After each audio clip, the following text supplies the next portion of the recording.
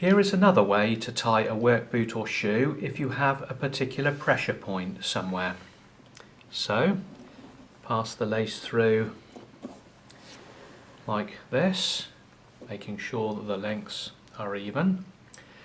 Then simply continue to crisscross the lace until you reach the pressure point. In this instance, shall we say it's a particularly high instep here. What we then do is pass the lace through the eyelet above on both sides, and you can continue this until you pass the pressure point.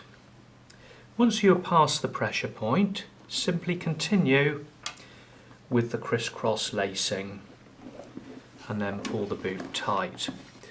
What you will see is that you then create a gap or a space where the pressure point is, meaning that the boot can flex more easily, reducing the pressure from the crossovers on the particular pressure point.